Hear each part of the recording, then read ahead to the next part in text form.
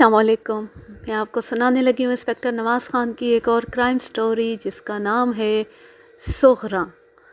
ज़्यादा से ज़्यादा दौलत के हुसूल की हर इंसान को ख्वाहिश होती है।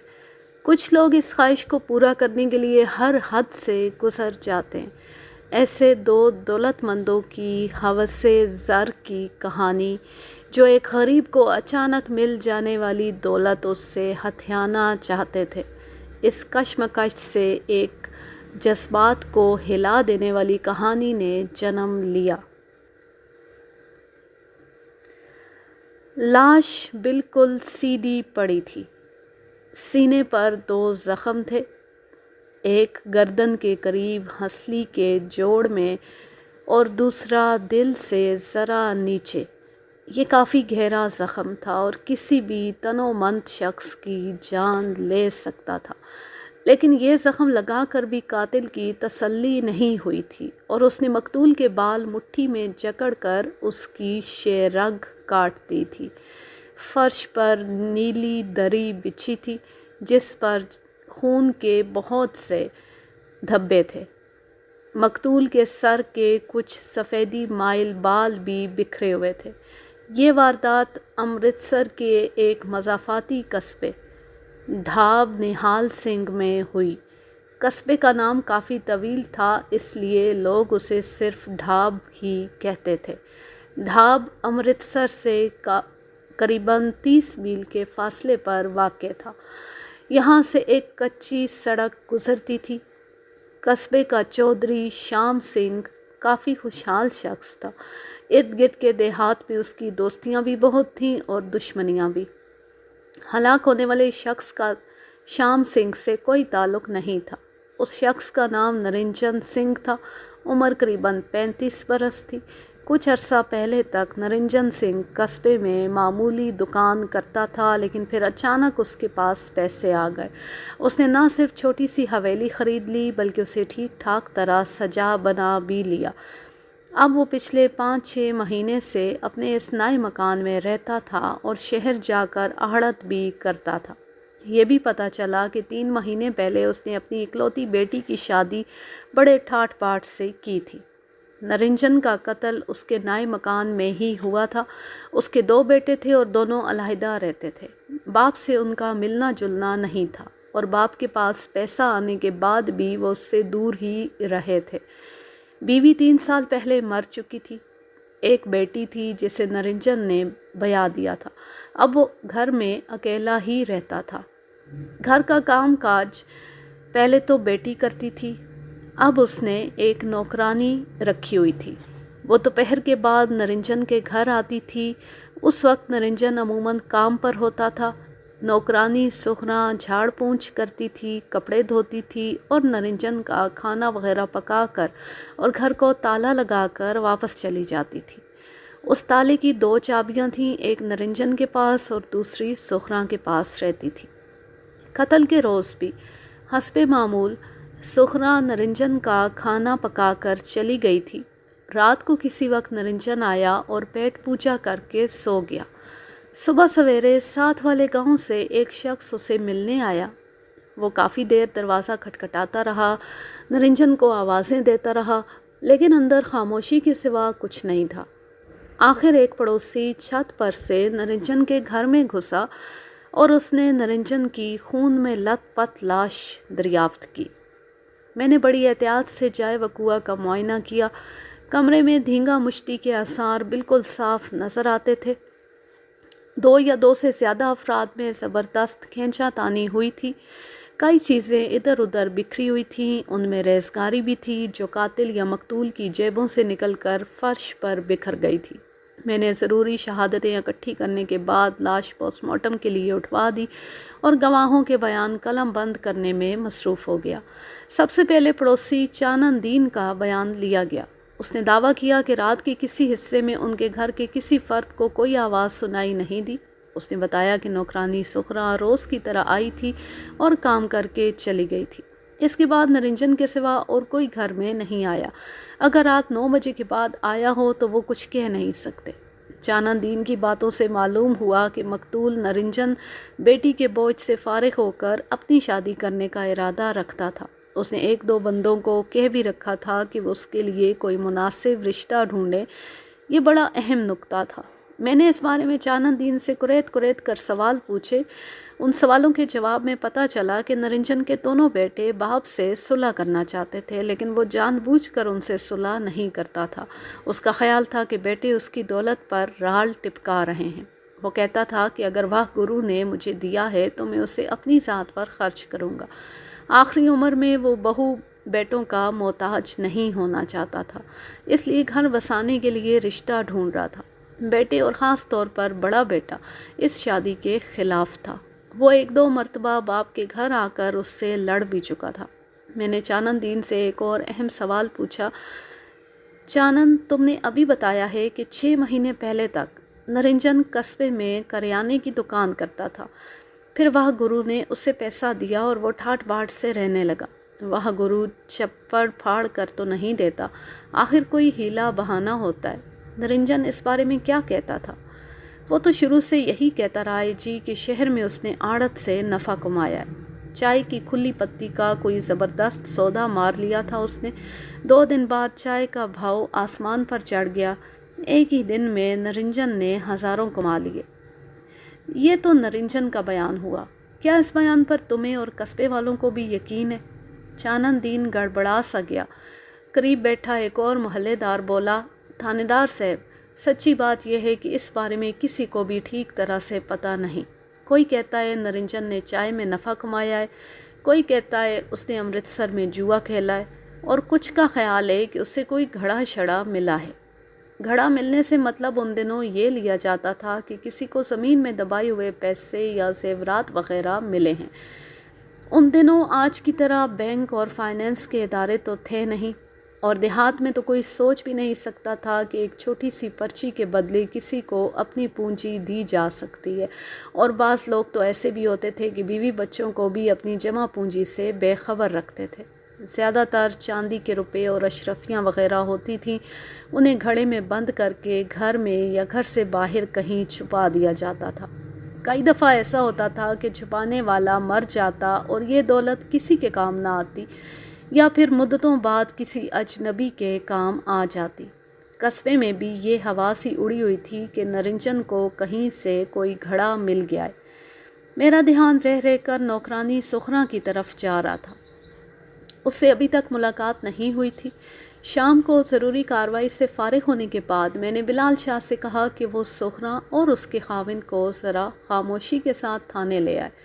मेरी बात सुनकर बिलाल शाह बोला, आपने मेरे दिल की बात की है जी। ये सुखरा नामी लड़की कुछ मशकूक सी है। अभी तुम्हें यहाँ आए जुमा 8 दिन हुए हैं और लोगों के घरों में झांकना शुरू कर दिया है तुमने। खान साहब, चम किसको प्यारा नहीं होता, सबको कम ही प्यारा होता है। लोगों की टो रखना मेरा काम है।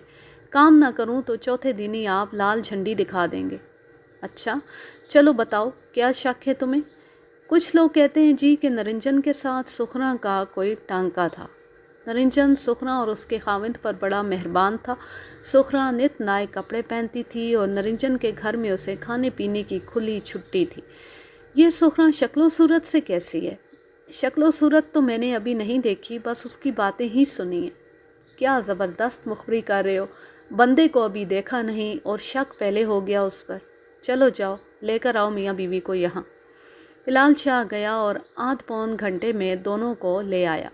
सुखना की उम्र 22-23 साल थी। उसने 1.5 साल का एक कोरा चिट्टा बच्चा गोद में उठा रखा था। वो ख़ुद भी खूबसूरत थी। ये और बात है कि गरीबी और भूख नंग ने इस खूबसूरती का सत्यानाश कर रखा था। उसका लिबास बोसीदा था और दुपट्टे में बड़े बड़े सुराख नज़र आ रहे थे। कुछ ऐसा ही हाल उसके खामिद का भी था। उसके एक बाजू पर बड़ी सी पट्टी बंधी हुई थी। वो दोनों सख्त खौफज़दा थे। मैंने उन्हें बैठने का हुक्म दिया।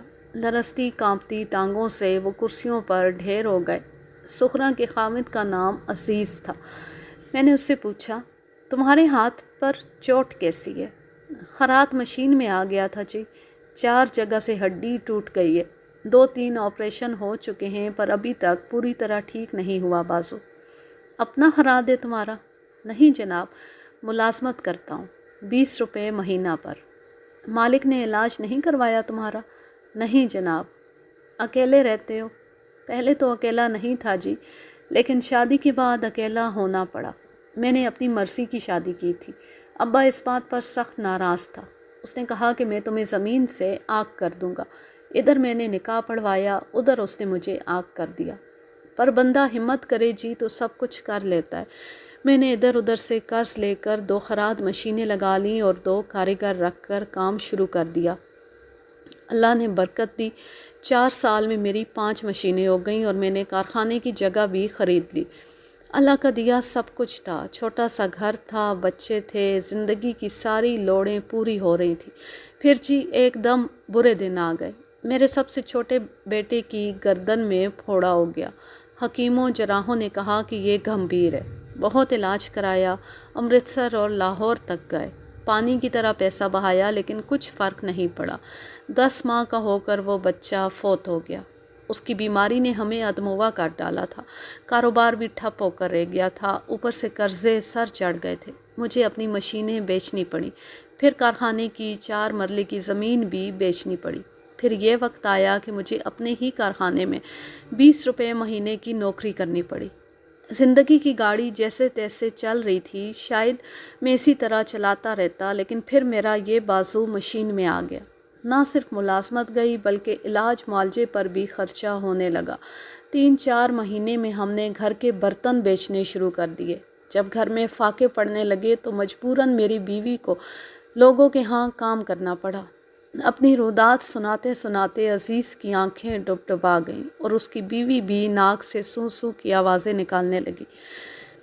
پولیس کے سامنے پیش ہونے والے لوگ اپنی مجبوری اور تنگی ترشی کی کہانیاں سنایا کرتے ہیں۔ اگر ہر ایک پر رحم کھانا شروع کر دیا جائے تو کبھی کسی واردات کا مجرم نہ پکڑا جائے۔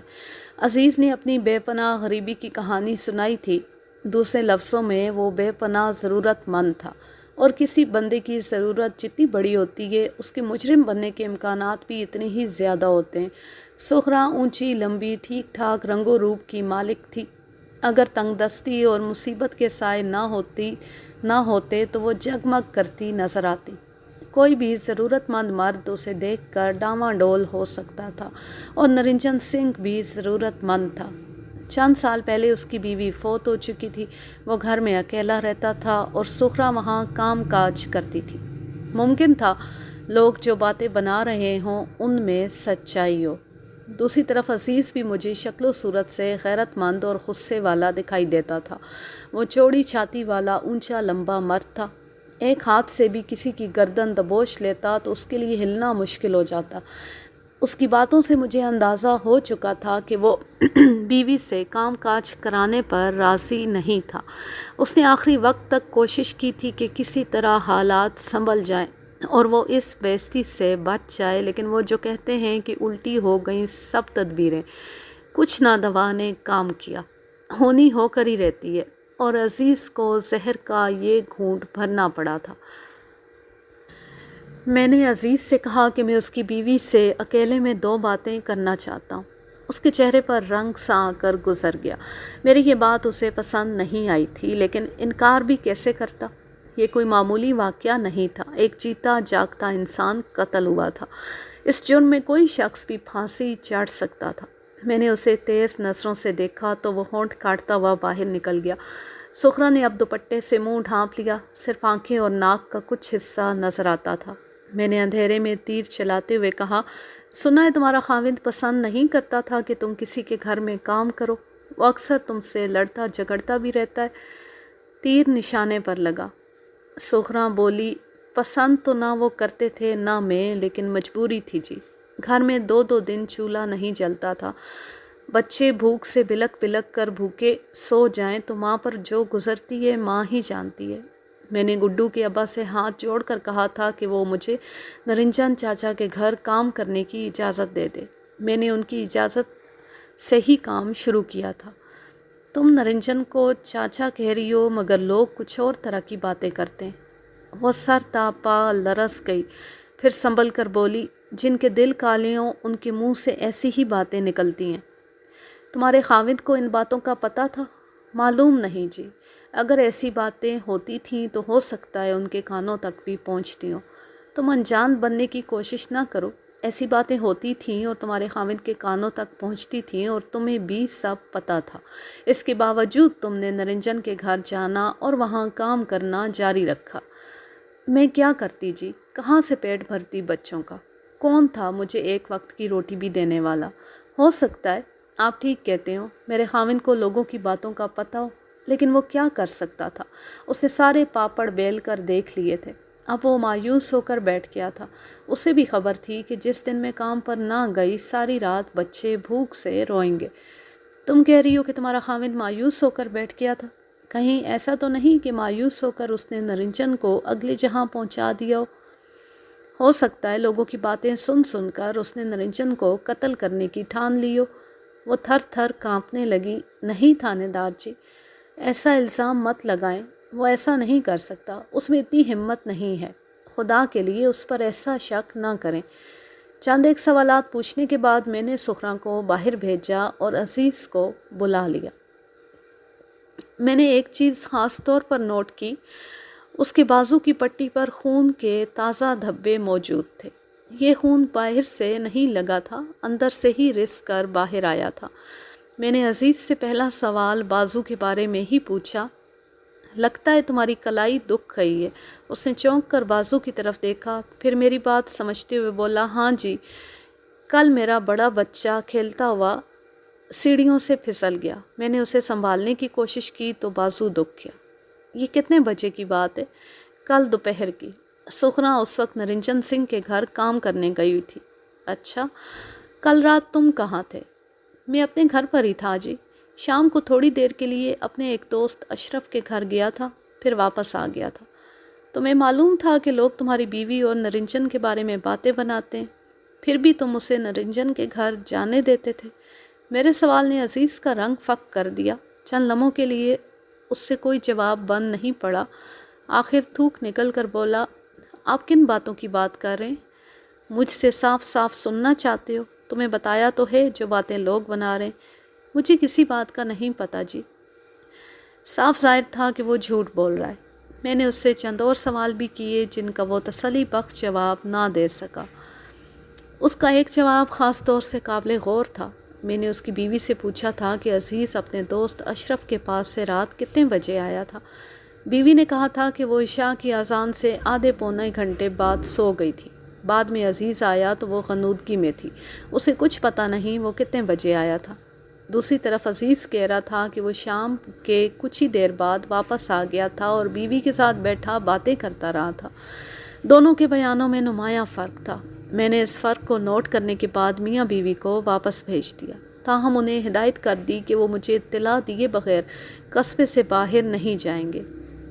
मुझे किसी भी वक्त दोबारा उनकी ज़रूरत पड़ सकती है। मौके से मिलने वाली मुख्तलिफ़ अशिया एक बड़े रुमाल में बंदी मेरे सामने पड़ी थी। उनमें निरंजन सिंह के टूटे हुए बटनों के अलावा उसकी कलाई की घड़ी भी थी। धींगा मुश्ती में घड़ी का चैन टूट गया और वो दरी पर गिर पड़ी थी। इसके अलावा मौके से कुछ रेज़गारी मिली थी। उस रेज़गारी पर मुझे ख़ास तौर पर गौर करना पड़ा था। उसकी वजह मैं आगे चलकर बताऊंगा। मैंने सुखरा और अजीज़ को वापस तो भेज दिया था, लेकिन ऐसा नहीं कि मुतमईन होकर वापस भेजाओ। ख़ास तौर से अजीज़ हरगिज़ मेरी तसल्ली नहीं करा सका था। जैसा कि मैंने बताया है कि वो गैरतमंद और अक्खड़ किस्म का गबरू था। बीमारी और बेकारी ने उसे निढाल कर रखा था, वरना ऐसे नौजवान नाक पर मक्खी नहीं बैठने देते। ये बात सोची जा सकती थी कि उसने मंसूबा बनाकर निरंजन को कत्ल कर दिया हो और जाते जाते निरंजन की जमा पूंजी भी ले उड़ाओ। जहाँ तक जमा पूंजी का ताल्लुक है, अभी तक पता नहीं चल सका था कि निरंजन के घर से कुछ गया है या नहीं, और उसकी वजह यही थी कि किसी को पता ही नहीं था कि निरंजन के पास क्या है, और अगर है तो कहाँ रखा हुआ था। घर में एक दो अलमारियां खुली हुई थीं, मगर ठीक से अंदाज़ा नहीं हो सका था कि कमरों की तलाशी ली गई है या नहीं। हाँ, कातिल ने आम इस्तेमाल की चीज़ों को हाथ नहीं लगाया था, यहाँ तक कि निरंजन की घड़ी भी मौके पर ही पड़ी रही थी। एक दूसरी बात भी सोची जा सकती थी, और वो ये کہ عزیز نے نرنجن کو منصوبہ بنا کر قتل نہ کیا ہو، بلکہ فوری طور پر کوئی ایسی بات ہو گئی ہو جس نے اسے مشتعل کر دیا ہو۔ مثلاً کل ہی نرنجن نے سکھرا کے ساتھ کوئی دست درازی کی ہو جس کا بدلہ اس نے نرنجن پر شب خون مار کر لیا ہو۔ تاہم یہ صرف ایک امکان تھا اور اس جیسے بہت سے امکانات تھے۔ نرنجن کے پاس چونکہ دولت کی ریل پیل ہو گئی تھی، ممکن تھا اس کے قتل کا سلسلہ بھی دولت کی اس ریل پیل سے جا جڑتا ہو۔ پھر اس کے بیٹوں کا چکر بھی تھا۔ وہ باپ کے سخت خلاف تھے اور اس کی نئی شادی کے پروگرام نے انہیں آگ بھگولا کر رکھا تھا۔ اس کے علاوہ یہ سیدھی سادی ڈکیتی کی واردات بھی ہو سکتی تھی۔ ہر شخص کو پتہ تھا کہ نرنجن سنگھ کے پاس پیسہ ہے اور وہ رات کو گھر میں تنہا ہوتا ہے۔ کوئی بھی واردات یا قسمت آزمانے کے لیے اس کے گھر میں گھس سکتا تھا۔ شام کے بعد نرنجن سنگھ کی ارتھی کو آگ لگا دی گئی۔ اس موقع پر نرنجن کے تمام رشتہ دار موجود تھے۔ اس کے دونوں بیٹے بھی آئے ہوئے تھے۔ بڑے بیٹے کا نام روپ سنگھ تھا۔ اتنا روپ والا تو وہ نہیں تھا، بس عام سی شکل و صورت تھی۔ ناک ذرا پھولی ہوئی تھی جس سے اندازہ ہوتا تھا کہ وہ جلد تیش میں آ جاتا ہے۔ نرنجن سنگھ کی رسمیں پوری ہو گئیں تو میں نے روپ سنگھ کو تھانے بلا بھیجا۔ رو رو کر اس کی آنکھیں سوجی ہوئی تھیں اور وہ چپ چاپ نظر آتا تھا۔ وہ آتے ساتھ ہی کہنے لگا، تھانے دار صاحب، ہمارے باپو کو کسی اور نے نہیں، صرف اور صرف عزیزے نے مارا ہے۔ وہ دونوں میاں بیوی ہمارے باپو کے پیچھے ہاتھ دھو کر پڑے ہوئے تھے۔ سکھرا عورت نہیں گشتی ہے۔ وہ پہلے میٹھی چھری بن کر ہمارے باپو کو ذبح کرنے کی کوشش کرتی رہی، پھر ناکام ہوئی تو عزیزے کے ساتھ مل کر اس نے سچ مچ باپو کو ذبح کر دیا۔ باپو کو مارنے میں اس نے عزیزے کی پوری مدد کی ہے۔ اسے یہ بھی معلوم تھا کہ گھر میں نقد پیسہ اور زیور وغیرہ کہاں ہے۔ باپو کو مارنے کے بعد وہ سب کچھ وہاں سے نکال کر لے گئی ہے۔ آپ ان کے گھر کی تلاشی لیں، مجھے پورا یقین ہے آپ کو ثبوت مل جائیں گے۔ روپ سنگھ، ثبوت ڈھونڈنا میرا کام ہے اور وہ میں ڈھونڈ رہا ہوں۔ فی الحال تم سے چند ایک سوال پوچھنے، اگر اجازت ہو تو۔ پوچھیے جناب، پوچھیے۔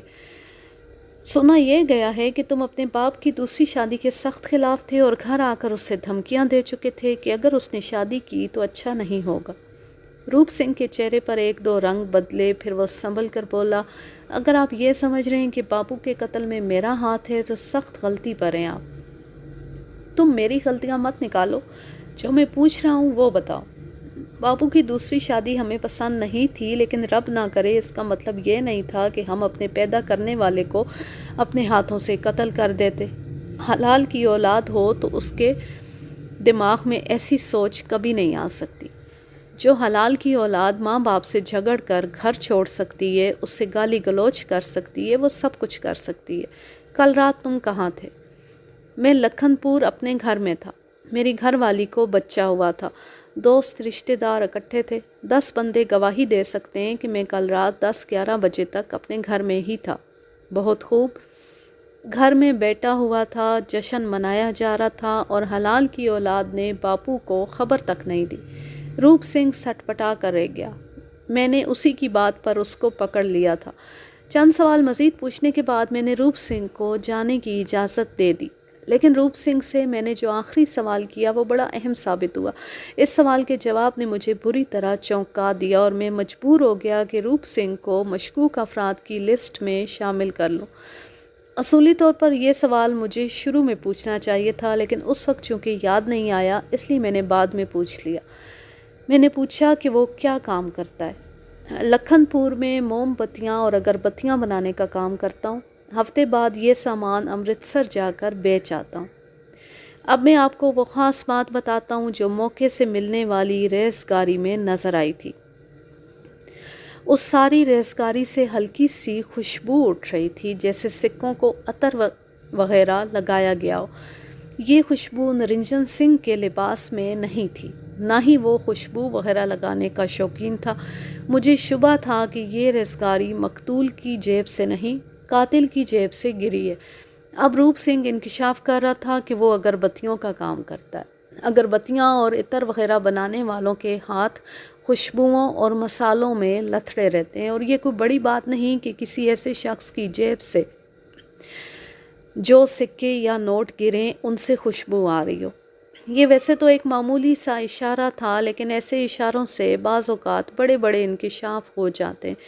میں نے رومال میں بندھے ہوئے سکے اپنے سب انسپکٹر اور ASI ہری سنگھ کو بھی دکھائے۔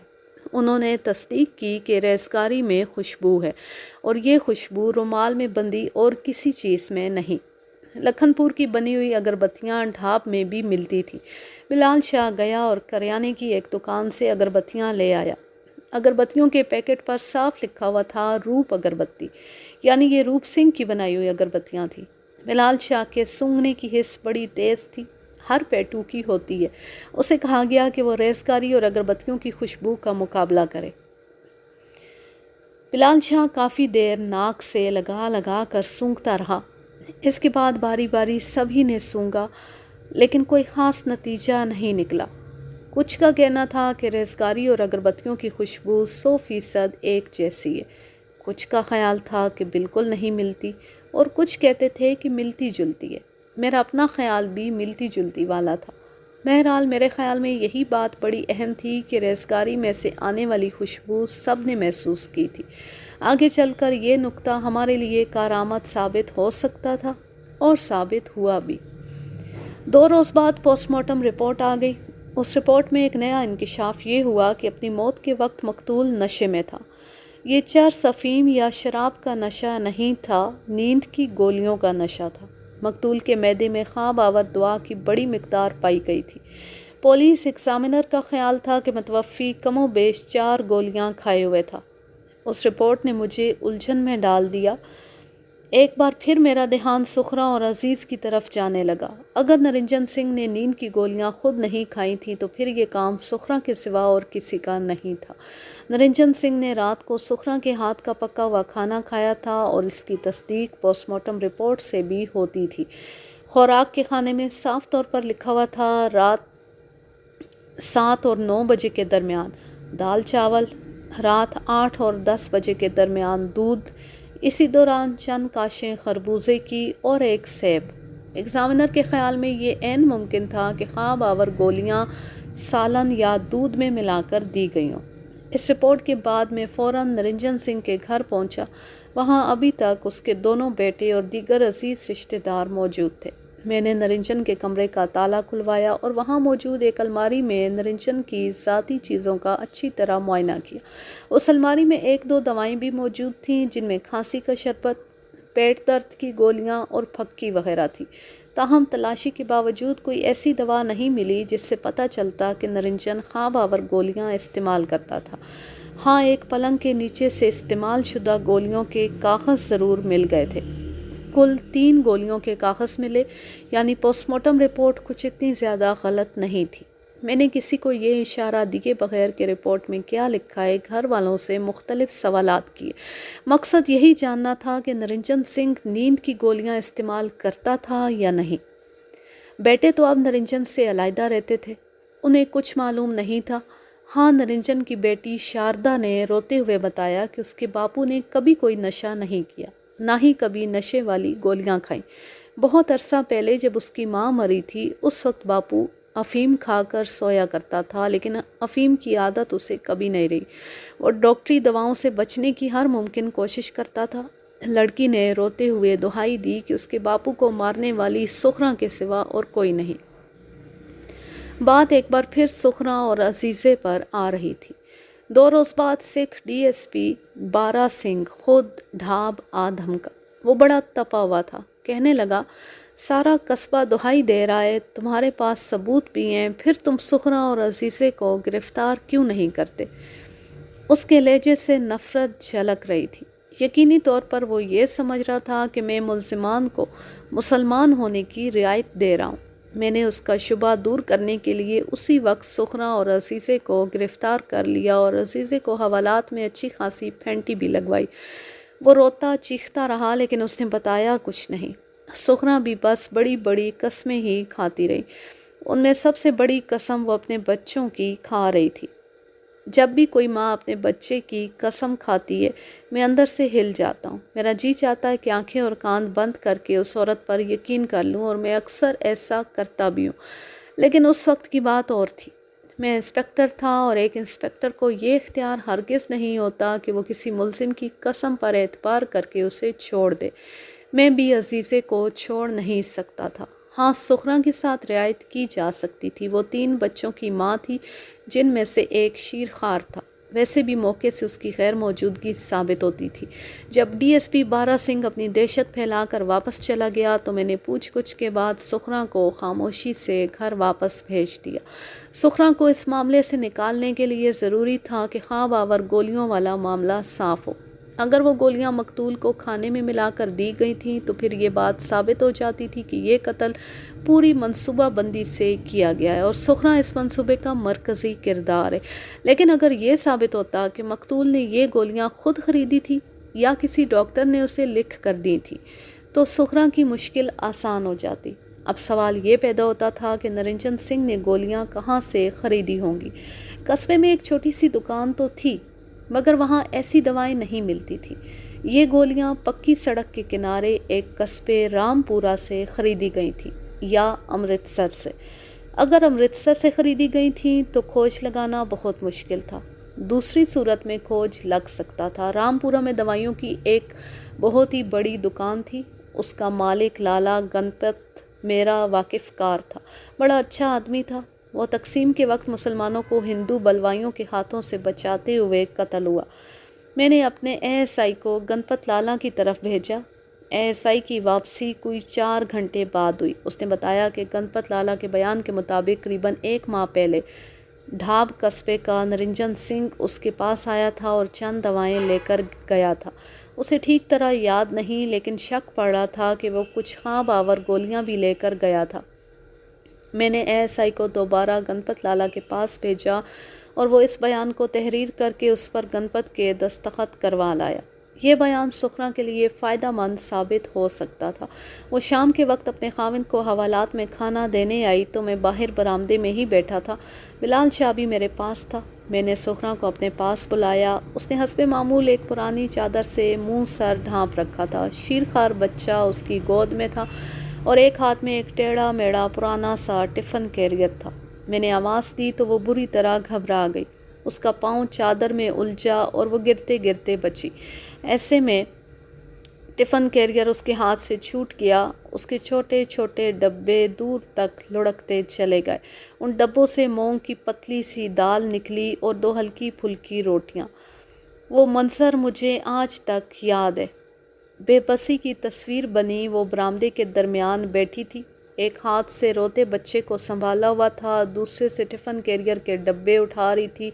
بے بسی اور لاچاری کی تصویر تھی یہ عورت۔ لوگ حوالات میں اپنے قیدیوں کے لیے مرخن کھانے لے کر آتے ہیں لیکن وہ مشکل سے دال روٹی کا انتظام کر سکی تھی اور اب وہ دال روٹی بھی بیچ چوراہے بکھر گئی تھی۔ میں نے اپنے کانسٹیبل کو اشارہ کیا کہ وہ عورت کی مدد کرے لیکن کانسٹیبل سے پہلے ہی بلال شاہ لپک کر وہاں پہنچ گیا اور برتن سمیٹنے میں سخرا کی مدد کی۔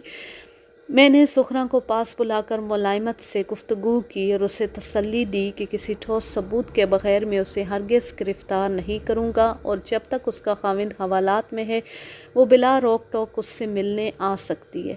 وہ منتیں کرنے لگی کہ اس کے خاوند کو کچھ نہ کہا جائے، وہ پہلے ہی بیماری کاٹ رہا ہے اور اس میں اور تکلیف سہنے کی ہمت نہیں۔ تم بے فکر ہو، اگر وہ تعاون کرتا رہا تو اسے ہاتھ بھی نہیں لگایا جائے گا۔ کچھ دیر بعد سخرا خاوند کو روٹی دے کر چلی گئی تو بلال شاہ غمگین سا میرے پاس آ بیٹھا۔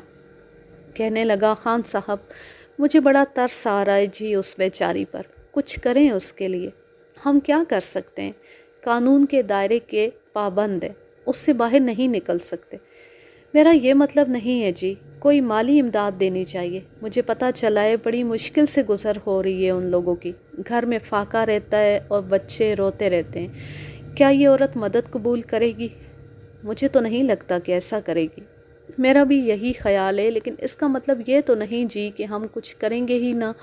میں اسے کہیں کسی گھر میں ملازم نہ رکھوا دوں۔ لیکن وہ ملازمت کرے گی کیسے؟ پہلے تو عزیز گھر میں رہتا تھا اور بچے سنبھال لیتا تھا، اب وہ 3 بچوں کو گھسیٹتی ہوئی کہاں ماری ماری پھرے گی؟ ابھی ہم یہ باتیں کر ہی رہے تھے کہ 7-8 زخمی افراد تھانے میں گھس آئے۔